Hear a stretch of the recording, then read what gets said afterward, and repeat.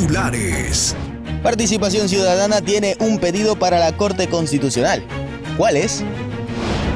Ex juez Bani Molina fue sentenciado a 3 años de prisión. El gobierno declaró en emergencia al sector eléctrico. Estados Unidos anunció proceso de reunificación familiar para ecuatorianos. Plantean declarar en emergencia a la avenida Simón Bolívar. Argentina acordó con China fortalecer las reservas del Banco Central. Y en los deportes, Neymar sufrió una grave lesión en el último partido de eliminatorias sudamericanas.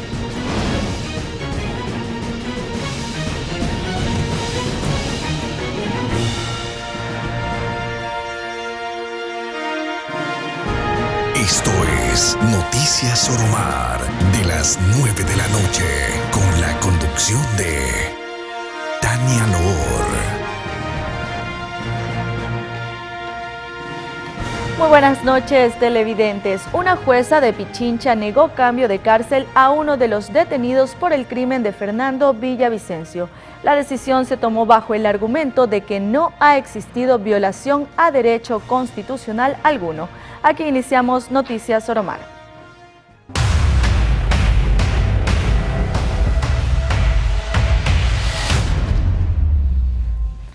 El Consejo de Participación Ciudadana le pedirá a la Corte Constitucional que analice un mecanismo que frene los excesivos pedidos de acción de protección en los concursos de selección de autoridades.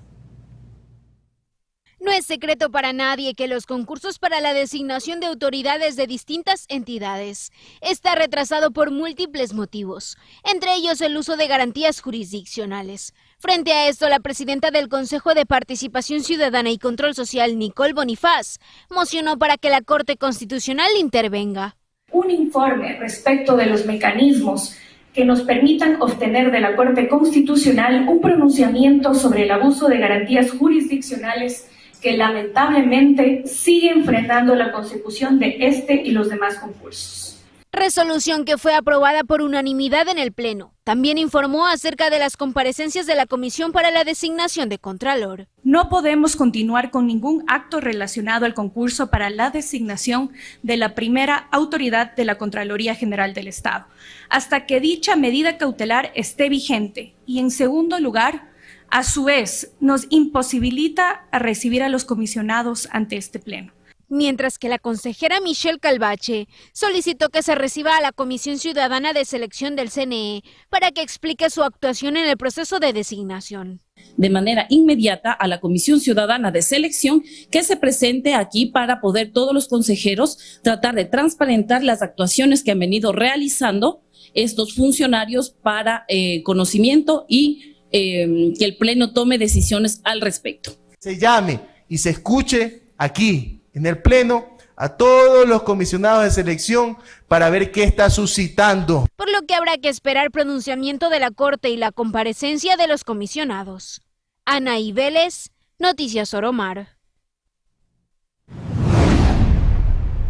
Este 18 de octubre de 2023 se instaló la audiencia de formulación de cargos en contra de Lenin Ceballos, Jesse Monroy y Roberto Angulo, jueces de la Corte Provincial del Guayas. Tras la diligencia se dio por iniciada la fase de instrucción fiscal, que tendrá una duración de 60 días. Además, se dispuso medidas alternativas en contra de los 3 procesados, las cuales consisten en presentación periódica, prohibición de salida del país y enajenación de los bienes. La Fiscalía denominó a este caso abuso de garantías. Los magistrados son señalados por el uso irregular de figuras constitucionales como las acciones de protección. El ex juez Bani Molina, quien le concedió la libertad a Jorge Glass, fue sentenciado por el delito de prevaricato. A 3 años de prisión fue condenado el ex juez Bani Molina por el delito de prevaricato al concederle la libertad al ex vicepresidente Jorge Glass. El anuncio lo hizo la Fiscalía este 18 de octubre, donde informó que un tribunal de Manabí acogió las pruebas presentadas por la entidad judicial. Recordemos que el pasado 25 de mayo Molina fue declarado culpable del delito de usurpación y simulación de funciones públicas, al haberle concedido habeas corpus a Jorge Glass y Daniel Salcedo, y por este cargo un tribunal le dictó 1 año de prisión. Pero estas no fueron las únicas sanciones. El 22 de diciembre del 2023, el Consejo de la Judicatura lo destituyó cuando era juez de garantías penitenciarias de Portoviejo, por haber cometido infracción gravísima de error inexcusable en sus actuaciones. Anaí Vélez, Noticias Soromar.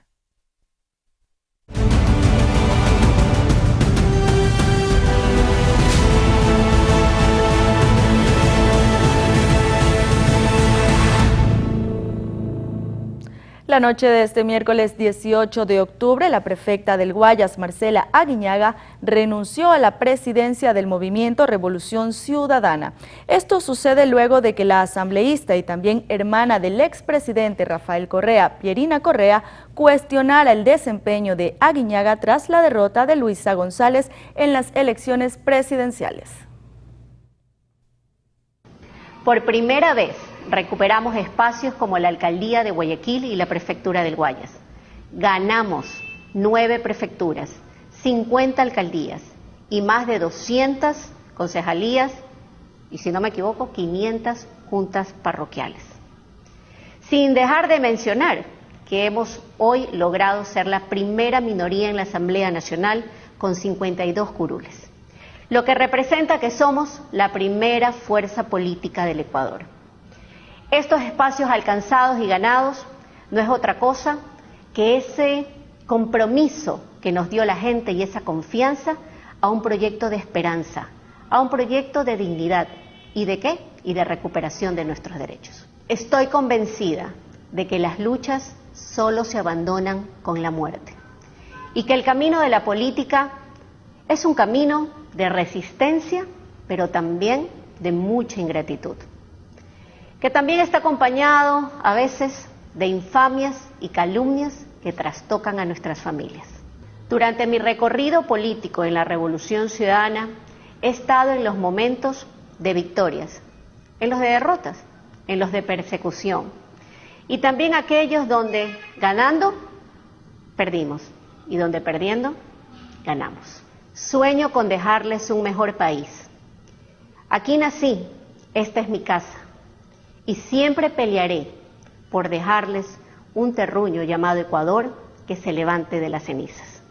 Hoy lo hago desde la Prefectura Ciudadana del Guayas y hasta hoy como presidenta del movimiento Revolución Ciudadana, espacio que he liderado en medio de la adversidad. Con gratitud y con el cariño de siempre, hoy presento mi renuncia irrevocable al cargo de presidenta del movimiento Revolución Ciudadana. Dentro de los retos que debe afrontar Daniel Noboa como nuevo presidente del Ecuador está la crisis de inseguridad atada al narcotráfico en el país. A continuación, un análisis sobre el nuevo plan de gobierno. El narcotráfico y el asentamiento del crimen organizado en el país encerraron al Ecuador en la peor crisis de seguridad, por lo que el gobierno de 18 meses del electo presidente Daniel Noboa deberá buscar mecanismos para minimizar o erradicar esa enfermedad llamada delincuencia, siendo las muertes violentas, las masacres en las cárceles del país y las extorsiones la mayor preocupación de la ciudadanía a nivel nacional. No obstante, dentro de su plan de gobierno ofreció equipamiento de las fuerzas del orden, segmentación de las cárceles, militarización de los puertos, entre otros aspectos. Sin embargo, para los expertos en seguridad, esos planes sin inclusión social e institucionalidad del Estado será difícil. Lo que hacer en principio es fortalecer una política de diplomacia con los otros países vecinos a fin de poder articular una política integral. La respuesta para el crimen organizado tiene que ser una respuesta holística. ¿Para qué? Para atacar el problema macro, el problema principal, el problema que nos traspasa las fronteras. Gallego recalcó que las políticas hechas por Noboa en campaña deben ser modificadas al no ser viables en su totalidad, como por ejemplo las barcazas en alta mar o la segmentación de las cárceles. Consecuentemente, digo yo, se debe reformar de manera urgente porque el problema no pasa por sacar el problema de Guayaquil, por ejemplo, de la cárcel del litoral, para llevarlo hasta alta mar. El problema pasa porque el Estado controle, no importa en dónde estén los presos, el Estado debe controlar, debe ejercer el gobierno y la administración del sistema penitenciario. Los juicios por jurado propuestos por el candidato de ADN no es legal y peligroso al no contar con profesionales del derecho en un ámbito delicado como es el veredicto de algún delincuente de alta peligrosidad. Esto es inviable por dos razones. Primero, porque constitucionalmente no es posible. Nosotros tenemos un sistema penal de corte acusatorio adversarial en donde un juez profesional, es decir, un juez que conoce de derecho, resuelve, un tercero ajeno a las partes, con conocimiento de ley, resuelve como tal un conflicto sometido a su cuestión o a su jurisdicción. Mientras que para Hernán Moriano, también especialista en seguridad, si el actual presidente quiere implementar las propuestas dichas en campaña, debe recuperar primero la institucionalidad del Estado en la justicia ecuatoriana. Recupere la soberanía, la institucionalidad del Estado en las 34 cárceles del país en sí. ¿De qué me sirve a mí alquilar barcos para que sean transformados en cárceles cuando podrían ser vulnerables, ¿no? a que la delincuencia pueda cooptar a los funcionarios que trabajen en estas barcazas? Entonces, uno de los primeros retos que debe tener el presidente electo, Daniel Noboa, es recuperar esa institucionalidad. Finalmente, el presidente electo Daniel Noboa considera fundamental, a diferencia de los expertos en seguridad, la consulta popular que ofreció en los primeros 100 días de gobierno para definir los cambios en materia de seguridad, institucionalidad, terrorismo que necesita el país para hacerle frente a la ola de violencia que vive el país. Mientras tanto, el alcalde de Guayaquil, Aquiles Álvarez, habló sobre los temas que desea abordar con el nuevo gobierno, como la ubicación de la penitenciaría del Litoral. Este miércoles 18 de octubre, durante un enlace radial, el alcalde de Guayaquil, Aquiles Álvarez, trató varios temas como la reubicación de las cárceles de la vía Daule. Sin embargo, resaltó que respetará la propuesta del presidente electo, Daniel Noboa, de implementar cárceles barcazas para ubicar a los presos más peligrosos. Lo más inteligente, que ya se ha convertido en una zona urbana, la vía Daule, a la altura de la penitenciaría del Litoral, es reubicar las cárceles con una propuesta de algunos espacios que el municipio de Guayaquil puede otorgarle al gobierno central para reubicar las cárceles. El gobierno central dentro de Guayaquil también tiene muchísimos espacios, así que lo que más hay es espacios, pero depende de una planificación. El presidente electo hizo una propuesta diferente y eso también hay que respetarlo, pero si él está convencido de que la salida para tener paz en Guayaquil y en el país es llevar las cárceles a barcazas, lo vamos a respaldar. Y sobre la decisión de los barrios de la ciudad de construir rejas como medida de protección contra la delincuencia, el burgomaestre indicó que el municipio está trabajando en una ordenanza para buscar una salida que beneficie a toda la comunidad.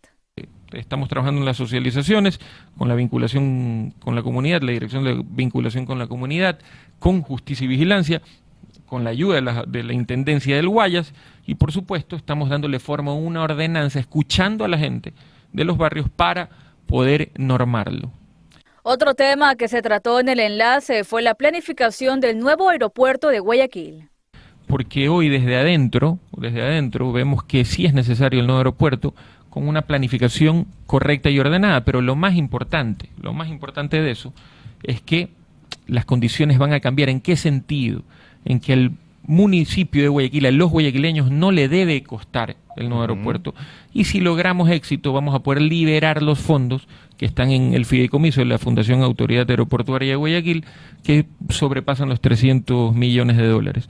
Y para finalizar, Álvarez señaló que es hora de que todos los líderes políticos, incluidos Rafael Correa y Jaime Nebot, se unan para sacar adelante el país. De la misma manera, el alcalde de Cuenca, Cristian Zamora, espera que Noboa deje a un lado las ideologías partidistas y se cumpla con las necesidades que tiene la capital azuaya. Conocido el nuevo binomio presidencial que gobernará la nación hasta el 2025, el alcalde de Cuenca felicitó al mandatario electo. Aprovechó el espacio para pedir que se continúen con los proyectos ya socializados con el gobierno saliente, dejando de lado inclinaciones políticas. Aquí tienen el apoyo de Cuenca. Nosotros estamos demostrando que sí se puede dejar al lado los partidos, pero no solo de boca, sino en los hechos, como hemos hecho, por ejemplo, con el prefecto de la SUAY. Además, destacó la visita de Noboa a la ciudad de Cuenca el pasado jueves en su cierre de campaña para mantener un diálogo directo con el burgomaestre. Reunión que duró cerca de 25 minutos y se plantearon temas necesarios para la ciudad, como subsanar el estado vial y tomar acción con respecto a la cárcel de Turi. Vean ustedes los problemas que tenemos en la entrada del IES, precisamente en la Bonaiba Guanchi, en la entrada del Colegio Manuela Garaycoa de Calderón, entre otros puntos críticos que no podemos ejecutar obras porque esas son de competencia del ministerio. Además, el alcalde pidió formar parte de proyectos hidroeléctricos. Esto con el afán de obtener recursos para la inversión pública y avales soberanos para acceder a créditos internacionales. Por ejemplo, en temas de generación, a propósito de los apagones, hay un proyecto eólico de Pimo que tiene gran capacidad, como de 150 megas, que es mucho, y que deberíamos nosotros, que nos permitan ser también parte de esos procesos de inversión y tener a futuro ingresos frescos y de otra naturaleza. La capital de Los Azuayos genera más de $1.000 millones al Estado y solo el municipio recibe 56 millones anuales, enfatizó Zamora. Yo creo que hay que comenzar, y le planteaba eso en materia de descentralización, que podamos avanzar en cómo se pueden distribuir de manera más equitativa aquellos que sí generamos, que no queremos todo, porque tenemos que ser solidarios con otras realidades nacionales, pero que tampoco nos pueden dar lo que nos están dando a pesar de todo lo que generamos y que necesitamos recursos para obviamente generar un desarrollo mucho más sostenido dentro del cantón. Seguimos hablando de la victoria de Daniel Noboa, lo cual generó un alivio en los mercados internacionales, que reaccionaron con una disminución de 91 puntos en el índice de riesgo país, que a la fecha se sitúa en 1.748. Tras la victoria de Daniel Noboa en las elecciones presidenciales, la reacción de los mercados no se hizo esperar. En ese sentido, el indicador de riesgo país cayó 91 puntos, lo cual a criterio de los expertos refleja un ligero alivio en los inversionistas. Los mercados perciben que cuando llegue un gobierno de una tendencia de la centro-derecha, ¿sí?, o de derechas, ¿sí?, lo que de alguna otra forma los mercados perciben es que buscan garantizar dos cosas, ¿no? El manejo correcto de las reservas internacionales y el asunto también de lo que tiene que ver con el cumplimiento del pago de la deuda, especialmente la deuda externa. Pero la caída de este indicador no es significativa. Con esta reducción se sitúa en los 1.748 puntos, cifra considerablemente alta si se la compara con la reducción que hubo cuando el presidente Lasso ganó las elecciones en 2021. Allí el riesgo país bajó a los 824 puntos. Pero ¿cómo funciona en la práctica el indicador de riesgo país? ¿Y qué impacto tiene en los mercados si sube o si baja? Es más o menos como la percepción de una persona que le quiere prestar dinero a usted. Si lo ve que, por ejemplo, tiene dificultades económicas, lastimosamente le va a cerrar cualquier tipo de financiamiento, cualquier tipo de préstamo. Si ve que, por ejemplo, usted ha manejado eficientemente sus recursos personales y familiares, usted va a ser sujeto de crédito. Agrega que con los países pasa igual y que los inversionistas ven cómo los gobiernos manejan sus economías y en función de eso les prestan o no recursos para financiar sus proyectos. Y en función de eso los multilaterales y también los que prestan recursos le van a confiar a usted como país préstamos para lo que requiera el Estado ecuatoriano. Ahora dependerá de Noboa y de su equipo económico que el riesgo país siga bajando. Para ello recomiendan un cambio de las finanzas orientado a la iniciativa privada. Caso contrario, seguiremos igual o peor que ahora. Por asignación del presidente electo, su binomio ganador Verónica Abad se encargará del sector social con énfasis en la relación con los migrantes ecuatorianos y el fortalecimiento de los lazos sociales con el Caribe y las naciones africanas.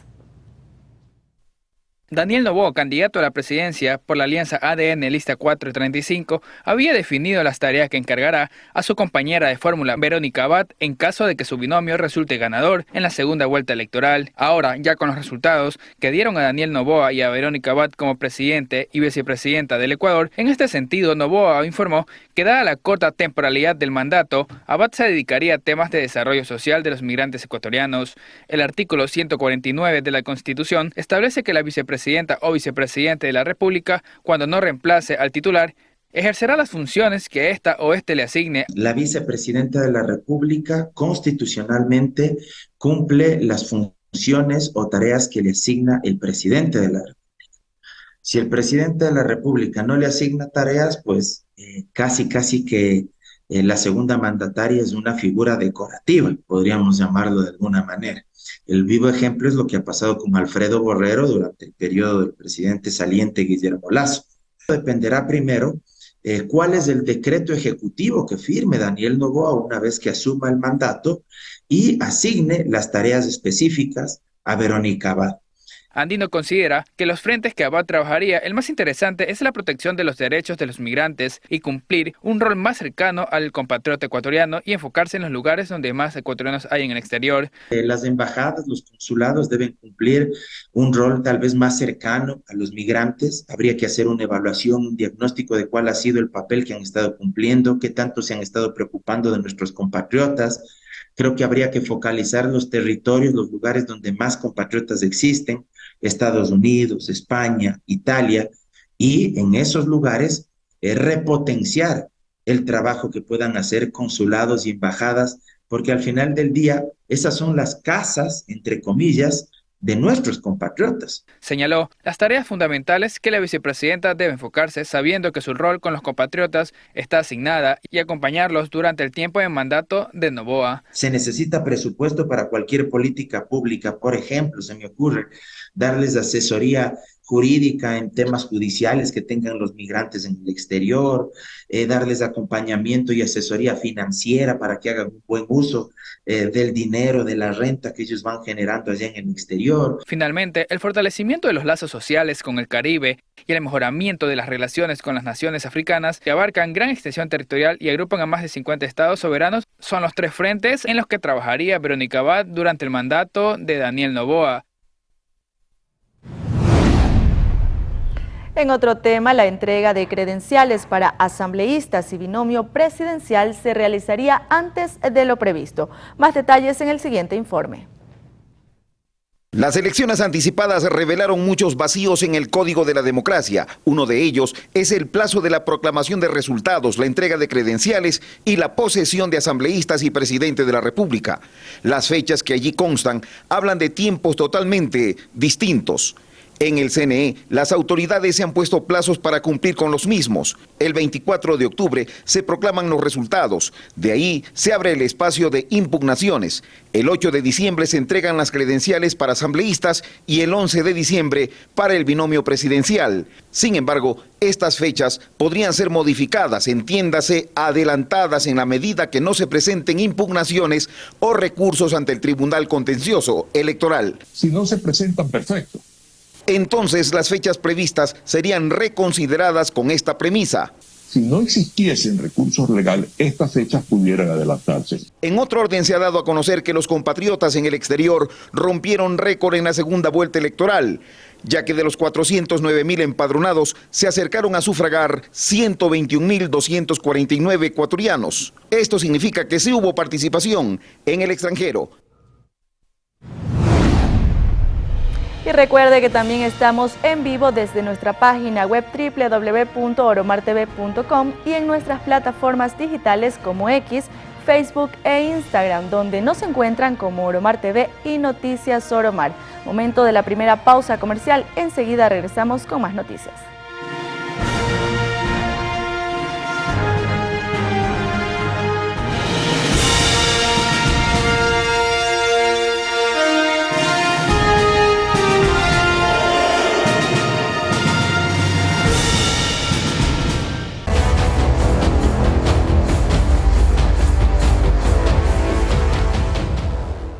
Gracias por mantenerse en nuestra sintonía y preste mucha atención porque ante los diversos problemas que se han generado en torno al sector eléctrico, se declaró en estado de emergencia esta industria con el objetivo de incorporar generación adicional de energía que ayude con la problemática de la insuficiencia de este recurso. En el acuerdo se dispone que se entreguen de forma inmediata los suministros, construcción y la puesta en servicio de los sistemas de interconexión para la incorporación de la energía eléctrica.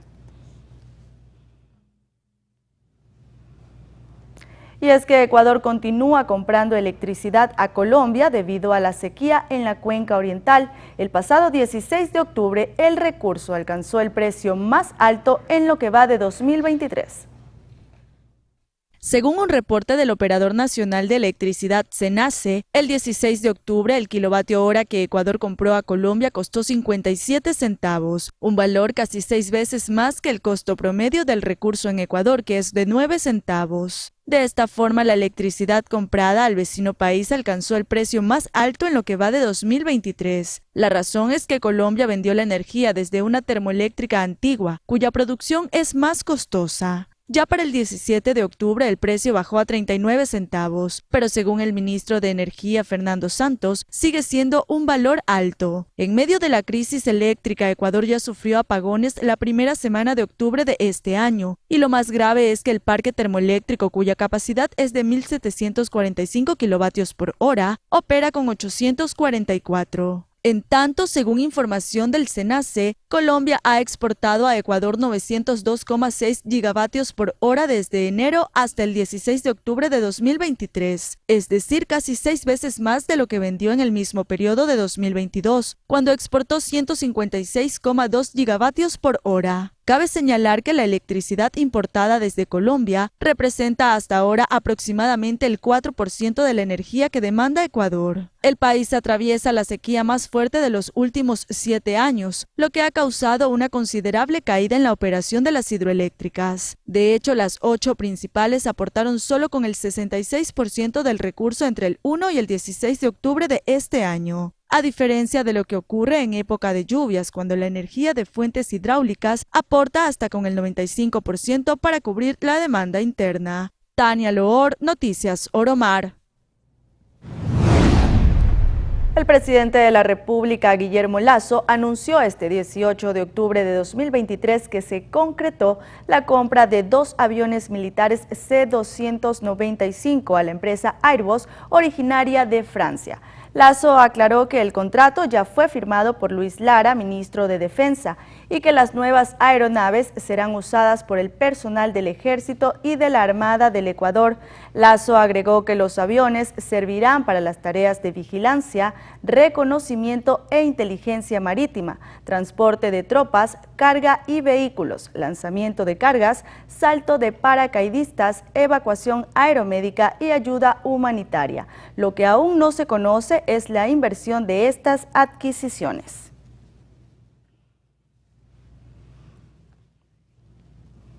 Y ahora les contamos que el número de interesados para ingresar a las universidades en este segundo periodo 2023 ha disminuido, pues pasó de 156,000 a 63,000 personas.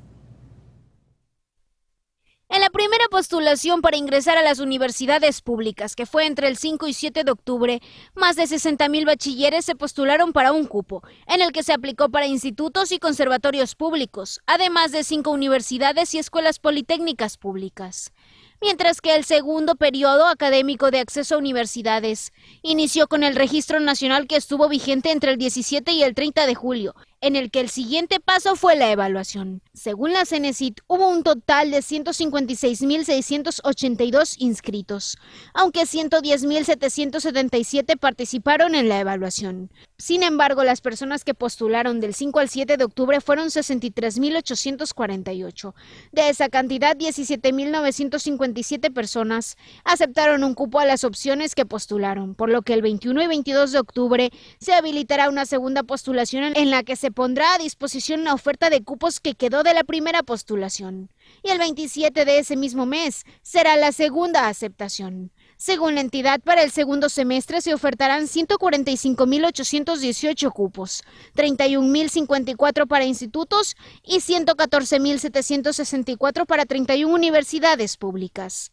Anaí Vélez, Noticias Oromar. La Embajada de Estados Unidos en Ecuador informó sobre un programa de reunificación familiar, el cual está dirigido únicamente para ecuatorianos que tengan familiares con nacionalidad o que tengan residencia permanente en el país norteamericano. Por otra parte, si las personas van con el objetivo de laborar, deben solicitar un permiso de trabajo temporal.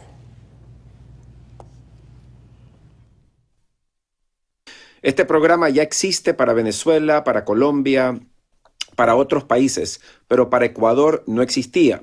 El propósito de este programa es para que ya dejen de venir por la frontera y que las personas que tengan familiares acá, que sean residentes o ciudadanos, puedan de alguna manera auspiciar a una persona que vive en Ecuador para que pueda entrar a los Estados Unidos de forma legal y recibir un permiso de trabajo para que pueda trabajar legalmente en el país.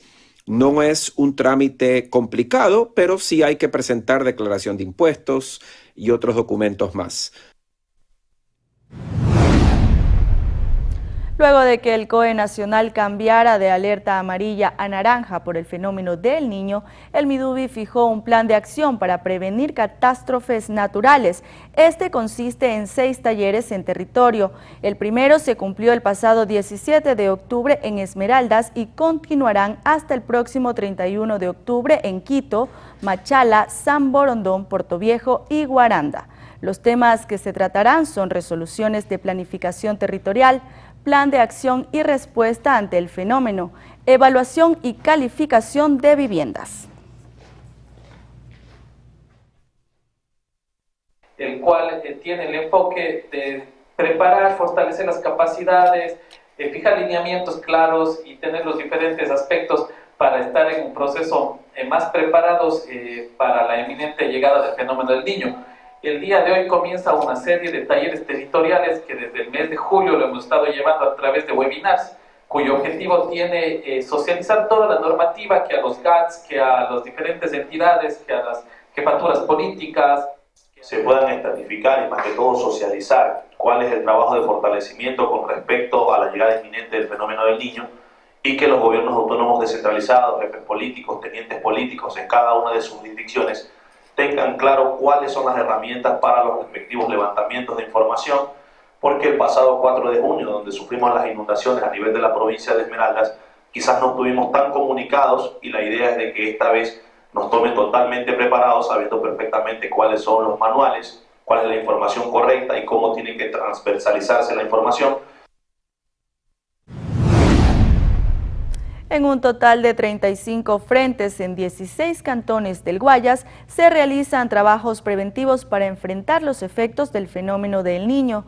La prefectura ha intensificado los trabajos de mantenimiento vial, reconformación de muros carrozables y desasolve de esteros y canales en comunidades consideradas de alto riesgo.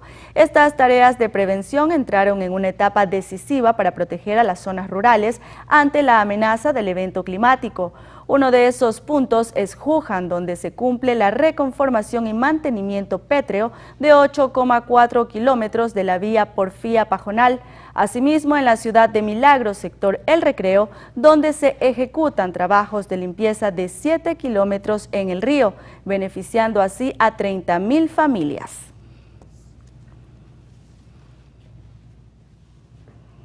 En la capital Azuaya se realiza la 6ª edición de RIMOUL, el encuentro que es organizado por el Ministerio de Turismo y la Fundación Municipal de Turismo finaliza mañana.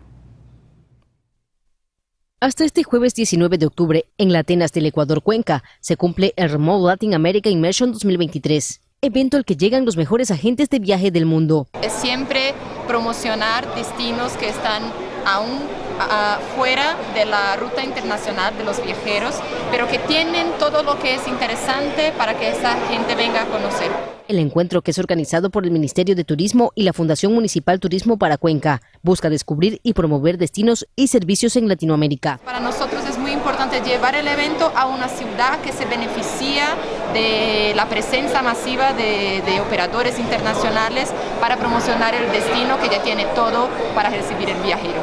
Este 2023 se realiza la 6ª edición y para definir a Cuenca como sede del evento, los organizadores trabajaron en acciones e investigación durante 2 años. Cuenca está súper en ese momento porque yo creo que el viajero internacional aún no conoce, pero tiene un montón de cosas interesantes. La cultura es súper fuerte, la arquitectura de la ciudad, que me encanta ese tema específicamente, pero la naturaleza, la historia, la comida es riquísima. La presencia de los cerca de 250 tours operadores, según los organizadores, es para diseñar experiencias inmersivas del destino, generando oportunidades de negocio para los establecimientos locales. El tipo de turismo que promocionamos aquí es el turismo de experiencia, el turismo de lujo. Entonces, ese viajero deja más dinero en la economía local. En estos encuentros, empresarios turísticos latinoamericanos promueven sus países, descubriendo nuevos destinos y fomentando una oferta diversificada y sustentable, particularmente en el segmento de lujo a nivel global. María José Pino Argote, Noticias Oromar. Momento de separarnos nuevamente por unos segundos, pero no cambie de canal, que enseguida regresamos con más información para ustedes.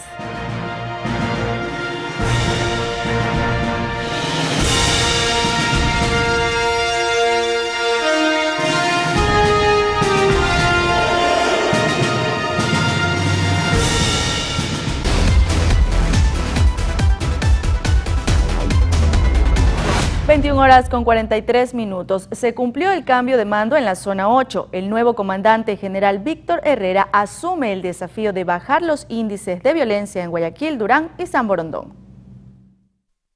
Son los cambios en la cúpula policial los que obligan a realizar otros en las zonas y subzonas. Así lo explicó el ministro del Interior durante el cambio de mando en la zona 8.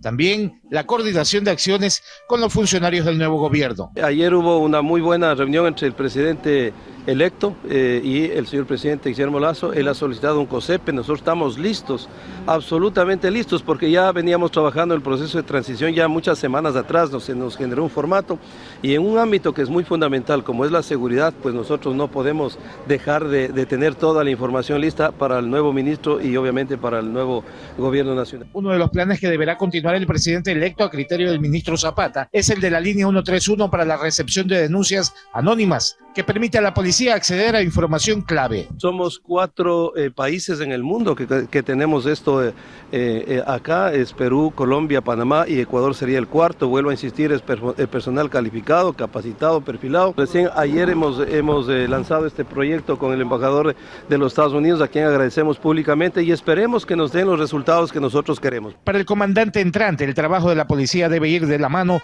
con varias reformas en materia judicial. Nosotros seguimos con sentencias caducas de 16 años, cuando en Colombia en el 2022, cuando se dio este tipo de incremento, se cambiaron las leyes y se sanciona con 58 años. Una nueva etapa en la lucha contra el AMPA se inicia en la zona 8. De la misma se esperan los mejores resultados.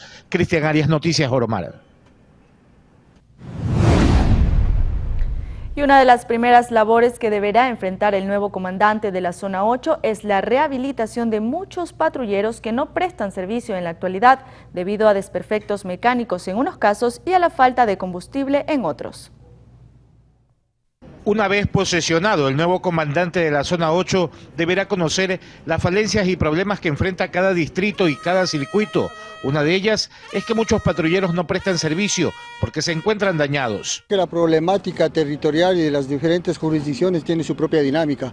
Aquí, como DMG, tenemos el problema principal, que son las muertes violentas, las vacunas y las extorsiones. Por eso esperamos que el nuevo comandante que venga con una estrategia de seguridad a sumar, a multiplicar en este sector del distrito de la zona 8 de Guayaquil. Hace varios meses estos patrulleros fueron entregados por el gobierno, les llamaron repotenciados, pero llevan mucho tiempo paralizados, muchos de ellos tubo abajo. La copia de un comunicado firmado por el jefe del distrito modelo en el que se sugiere ahorrar combustible eligiendo puntos fijos y permanecer con el carro apagado no es bien vista por los ciudadanos. Tratar de tener puntos muertos donde la policía solo esté estática y no hacer un trabajo de barridos por los lugares donde ya saben que existe actos delincuenciales sería ir como el cangrejo, sería ir para atrás. Las acciones inmediatas es fortalecer los ejes investigativos y los grupos de reacción para poder actuar con contundencia. Por sus buenos resultados en Quito, el general Víctor Herrera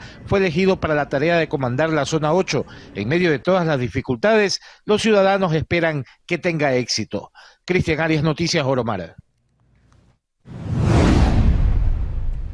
Y el municipio de Guayaquil desarrolló un operativo integral de orden y control en diversos puntos de la ciudad con el objetivo de recuperar el espacio público. Más de 80 delegados fueron distribuidos en alrededor de 3 cuadras de la urbe para abarcar importantes vías y sectores. Como resultado del mismo, se clausuraron 2 locales y se emitieron 11 citaciones de tránsito. Además, se pidió a vendedores de productos naturales que estaban apostados en los exteriores de las distribuidoras farmacéuticas de las calles Alejo Lascano y Jimena que despejen las aceras. El desarrollo de estos operativos serán constantes y, según el Cabildo, fueron organizados con antelación luego de una socialización con los propietarios de algunos negocios.